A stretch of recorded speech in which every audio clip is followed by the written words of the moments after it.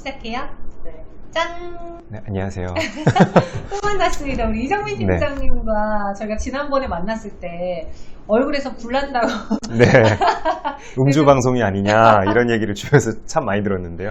저희가 네. 거기가 스튜디오다 보니까 조명이 좀 주황색이었어요. 네. 그래서 불타는 것처럼 나왔지만 오늘은 아닙니다. 먼저 자기소개 부탁드릴게요. 네, 안녕하세요. 저는 이베스타증권 투자권유대행인으로 활동하고 있는 이정민이고요. 오늘이 이제 두 번째 출연입니다. 그래서 여기 구독자 여러분들께서 얼굴을 한번 그래도 익혔으니까 좀 편안하게 좀 다가갈 수 있지 않을까 생각이 듭니다. 맞아요. 저희 매경에서도 우리는 매주 만나잖아요. 그쵸, 네. 매주 만나고 이야기도 하는데 지난번에 오셨을 때도 종목을 이야기해 주셨는데 그때 대표적으로 인텔리안테크랑 잉그로드랩이었어요. 그쵸, 네네. 둘 다 수익이 어떤가요? 제 자랑 시간이잖아요.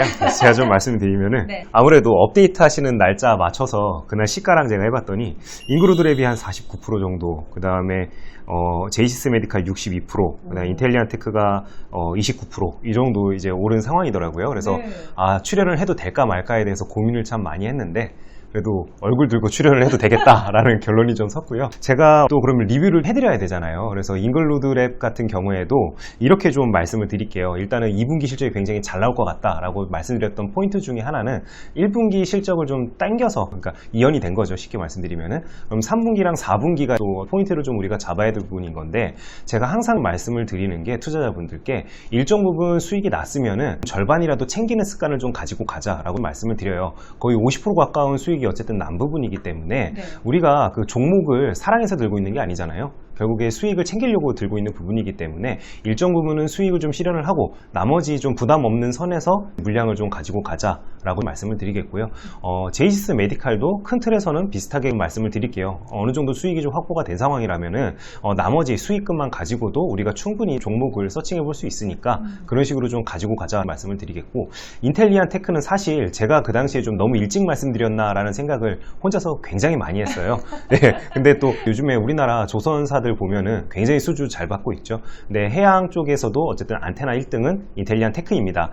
제가 지난번에 정현 씨랑 방송할 때도 말씀을 드렸던 게 한강에 가서 요트 한번 보시면은 대부분 다 인텔리안테크 그 안테나 달고 있어요. 제가 실제로 저도 몇 번, 저 한강을 좀 자주 가거든요. 혼자서 이제 러닝하러도 많이 가는데 이게 보면은 굉장히 많기 때문에 우리가 실생활에서 참 파악하기가 좋은 종목이다라고 생각이 됩니다. 그래서 해양 선박 쪽에서도 모멘텀이 있고, 제일 중요한 부분은 저궤도 위성인데, 이제 저궤도 위성 쪽에서도 올해는 사실 준비 기간인 거고 내년부터 본격적으로 업체들이 경쟁을 한다는 게 제일 포인트가 될 것 같아요. 그렇기 때문에 인텔리안테크는 30% 정도 수익을 바라보고 추천드렸던 종목도 아니었고, 애초에 네. 좀 큰 빅 모멘텀을 가지고 큰 수익을 노려보자 라는 측면에서 여전히 강력하게 홀딩을 하자라고 좀 말씀을 드리겠습니다. 개인적으로 종목 3개 중에 네. 저희 둘 다 땡겨했던 게 잉그로드랩이었어요. 그쵸. 왜냐면은 다른 화장품주들은 중국 때문에 많이 힘든데 그쵸. 얘네는 미국에서 잘 나가고 있는 애니까 네.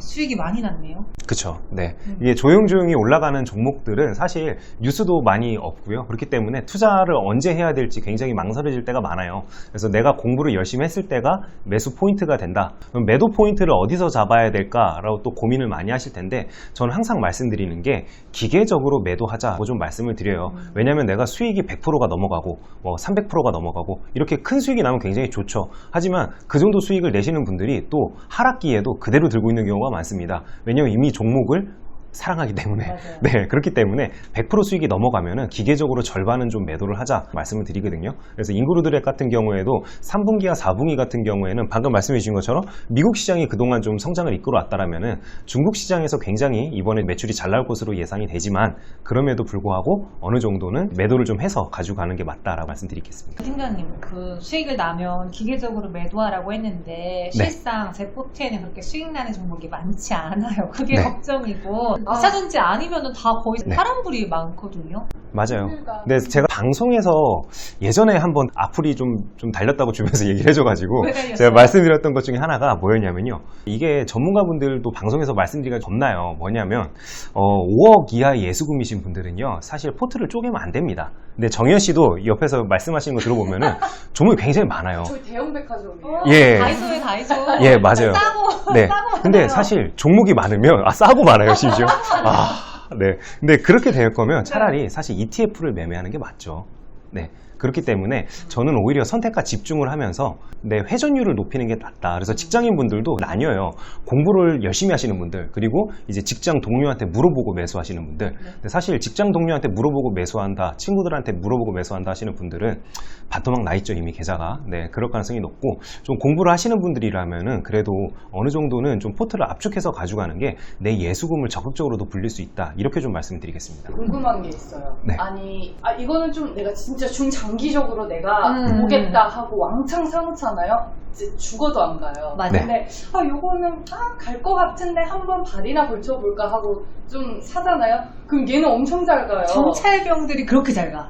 네, 맞아요. 나만 그래요? 나도 그래. 이게 주식시장에 들어오면은요, 누구나 다 똑같은 것 같아요. 정찰병은 저도 요즘에도 그래요. 정찰병 사놓으면요 굉장히 잘 갑니다.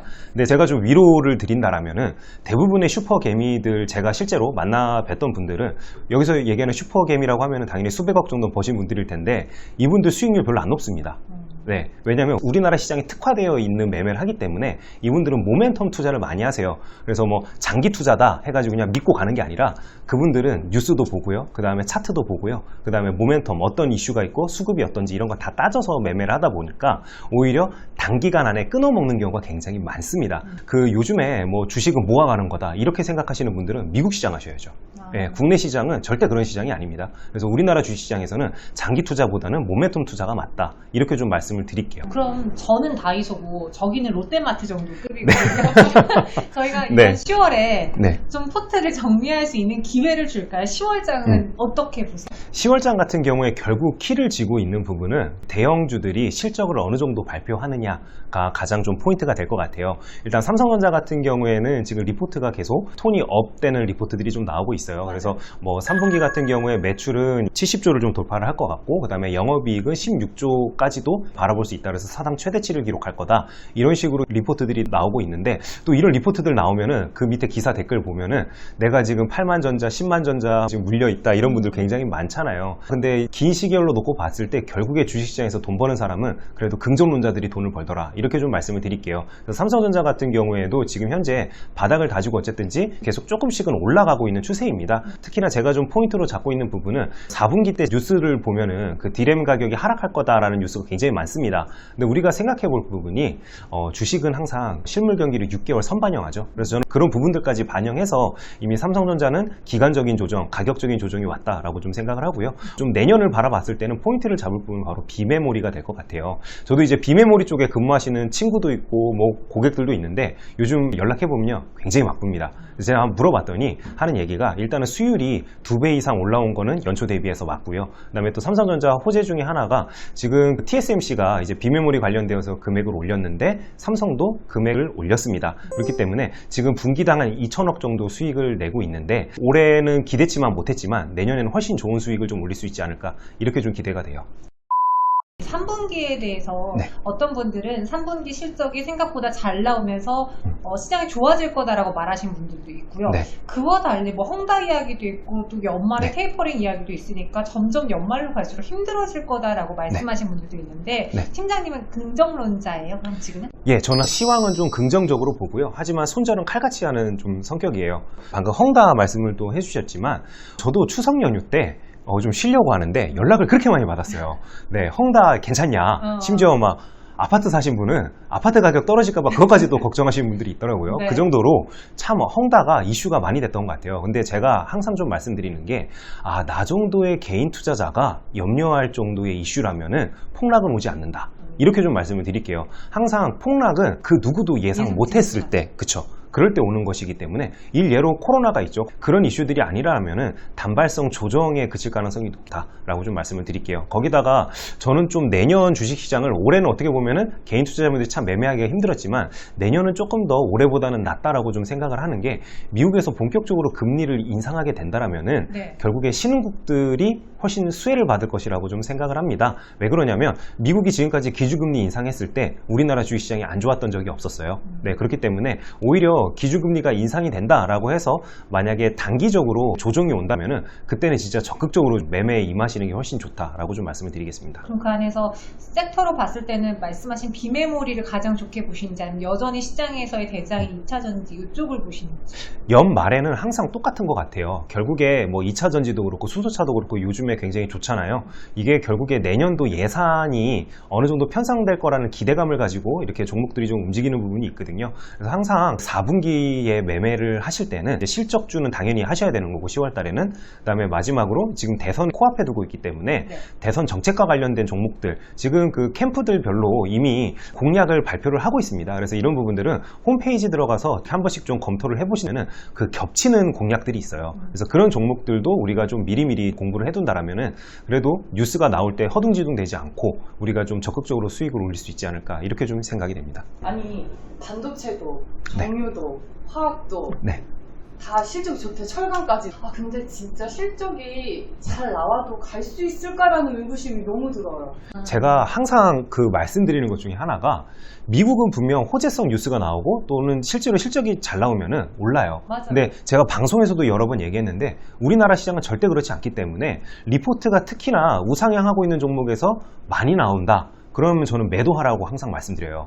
여지없이 종목이 빠집니다. 그렇기 때문에 저는 오히려 남들과는 좀 반대로 생각하는 게 훨씬 더 좋더라. 그래서 우리나라는 이벤트에 맞춰서 내 매매를 맞춰 나가는 게 가장 수익을 잘 올릴 수 있는 방법이다라고 좀 말씀을 드리겠습니다. 지금 이창진 앵커의 가장 최애 섹터는 뭐예요? 제가 기다리고 있는 건 반도체와 자동차. 진짜 많다. 아니 그쵸. 너무 죽어라고 안 가가지고. 맞아요. 네. 아 돌아버리겠네. 그래서 물어보는 거야. 자동차는 그쵸 뭐 실적 3분기 기대는 안 하는데 네. 반도체는 실적이 다 좋다고 하는데 과연. 그러니까 반도체 같은 경우에 제가 방금 금리 인상을 또 말씀드렸던 이유 중에 하나는 뭐냐면 삼성전자를 산다는 거 외국인들이 저도 물어봐요. 왜냐면 검은머리 외국인 진짜 많잖아요. 그래서 그 친구들한테 물어봐요. 어떻게 보냐, 뭐 어떻게 생각을 하니 이렇게 물어보면은 그 친구들이 삼성전자를 사는 데는 꼭 반도체 이슈만 있는 건 아닙니다. 뭐냐면 한국 시장을 좋게 보면은 삼성전자 사는 거예요.